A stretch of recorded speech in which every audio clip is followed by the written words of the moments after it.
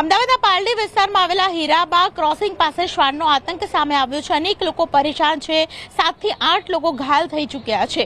આપ જે બાળકને જોઈ રહ્યા છો, આ કણસતું બાળક કે જે ભોગ બન્યું છે શ્વાનના આતંકનો। 18 નવેમ્બરની એ રાત હતી કે જ્યારે બાળક રમતું હતું, અચાનક જ શ્વાનનો ભોગ બન્યો। આવા એક બે નહીં પરંતુ 7 થી 8 લોકો પરેશાન છે। 7 થી 8 લોકોને કરડવાના કિસ્સા સામે આવ્યા છે। બેટા, શું થયું હતું તારી સાથે? હું ટ્યુશન જવાથી નીચે ઉતરો અને આ ચંપલ પહેરતો તો ઘરે જાળી ખોલીને અને પાછળથી આવ્યું ને કરી લીધું। કરડી લીધું? હા। અચ્છા, અને અચાનક જ આવીને કરડી લીધું? હા। અચ્છા, તારી પહેલા બીજા કોઈને કરડ્યું હતું? હા। બહુ બધા લોકોને કરડ્યું? ના, એક જણાને। બહુ એક જણાને? હા। આ જે ભાઈ છે તે પણ ઘણા બધા લોકો છે તે શ્વાનનો ભોગ બની ચૂક્યા છે। બેન, આ રીતે બાળકને કરડ્યું એ પહેલા પણ અનેક લોકો ભોગ બની ચૂક્યા છે। આપણે કોર્પોરેશનને કોઈ જાણ કરી હતી? કરી હતી। શું કીધું પછી? એ લોકો તો કહે છે કે આવી છે પણ હજી કોઈ આવ્યું નથી। અમારે જે પરમદીની વાત છે કે 3-4 વાગ્યા સુધી અમે કમ્પ્લેન કરી હતી, પણ એ લોકો કે અમારામાં નથી આ। અચ્છા, એટલે કેટલા લોકો ભોગ બન્યા હતા તમે કમ્પ્લેન કરી?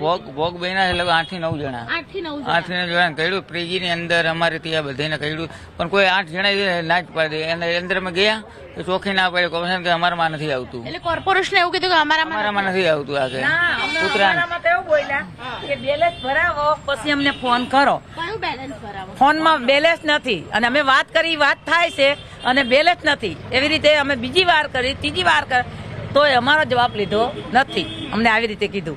પછી મારે ત્યાં એક ભાઈ બેસે છે ને, એને 3 વાર કરી કમ્પ્લેન, એને પણ ન આવ્યો।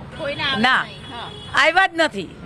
અને અમારા છોકરાને તો કૂતરે આંગળી કટ કરીને ત્યારે 2 જણા કિસ્સા બન્યા, તરત જ અમે રિંગ કરવા માંડ્યા તો એ લોકો આવ્યા નહીં। પછી આ બધા બનાવ બન્યા। અચ્છા, કેટલા બાળકો, નાના બાળકો કેટલા ભોગ બન્યા છે? નાના બાળકમાં હા, અને બીજા મોટા।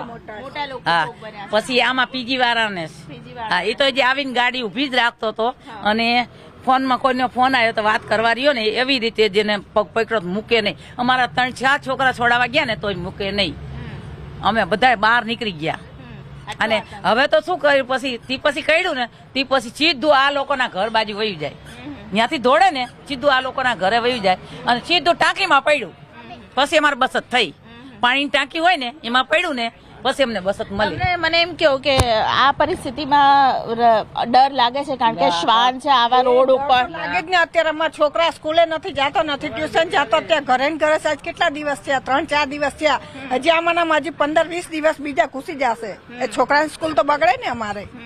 અને આ પ્રકારે આતંક જ્યારે ફેલાયો છે, અમદાવાદ મહાનગરપાલિકાને જાણ પણ કરવામાં આવી, પરંતુ સ્થાનિક લોકોનું કહેવું છે કે તેમને ઉદ્ધતાએ પૂર્વક જવાબ આપવામાં આવ્યા, ગલાતલા કરવામાં આવ્યા અને જે પ્રકારે તેમને જવાબ મળ્યો તે જવાબ ખૂબ જ ચોંકાવનારો છે। કારણ કે જો વિસ્તારમાં આ પ્રકારની ઘટના બનતી હોય, લોકો કમ્પ્લેન કરતા હોય અને કમ્પ્લેનનો તેમને જવાબ પૂરતો ન મળે તો સવાલ અહીં ઊભો થાય છે કે તંત્ર કેવી રીતે કામગીરી કરી રહ્યું છે। અમદાવાદ શહેરની અંદર શ્વાનનો આતંક ધીમે ધીમે વધી રહ્યો છે, ત્યારે પરિસ્થિતિની અંદર લોકો છે સૌથી વધારે શિયાળાના સમયમાં ભોગ બનતા હોય છે। કેમેરા પર્સન વિમલ સાયરા સાથે દીપિકા ખુમાણ, ન્યૂઝ 18 ગુજરાતી, અમદાવાદ।